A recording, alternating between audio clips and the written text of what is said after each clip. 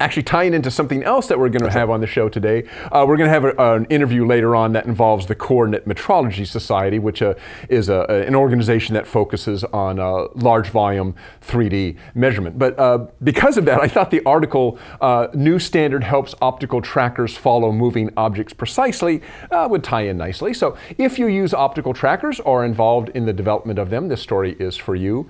NIST has created a new standard test method to evaluate how well an optical tracking system can define an object's position and orientation. This is known as its pose, with 6 degrees of freedom. If you're not familiar with the term, 6 degrees of freedom, that's up, down, right, left, forward and backward, as well as pitch, yaw, which is that way, and roll. Right.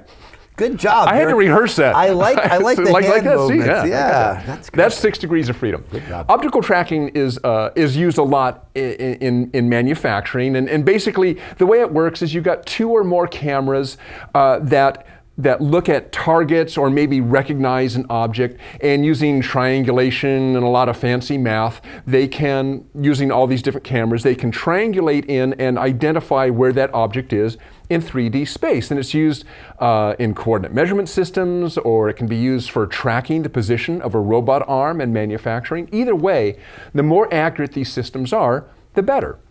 But evaluating that accuracy has been an issue when it comes to dynamic measurements, measurements when something is moving. Static isn't such a big issue, but dynamic is. And to address this need, the standard ASTM E3064-16 recently approved a new international standard that provides a standard test method for evaluating the performance of optical tracking systems that measure in 6 degrees of freedom for not only static, but for the first time, dynamic objects. The test is conducted, this is kind of interesting, by having an evaluator walk 2 defined paths, one up and down the test area and the other from left to right, holding 2 different artifacts, very precise little objects that they carry around with them.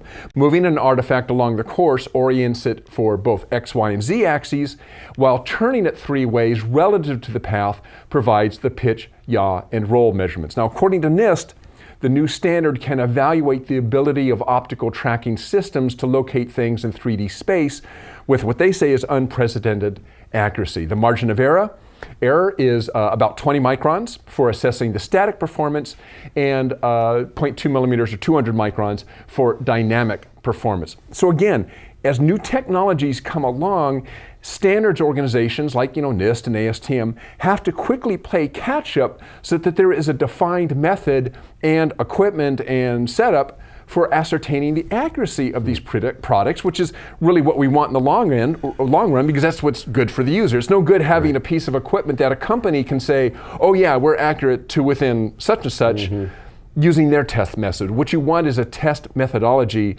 that any piece of equipment can be tested to, and then the results really are comparable. You don't have one company using one test method, another company using test method. They all use the same, and those are traceable back to NIST. I mean, what you said there was really interesting, this idea that these highly technical standards really have to be on their game now, because you have to stay ahead of the technology. And they can't stay ahead of the technology, and usually they aren't. The technology comes out, and then the standards organizations are running behind going, quick, how do we test this thing? It's incredible. It's happening so fast these days. All right, thanks, Derek. All right.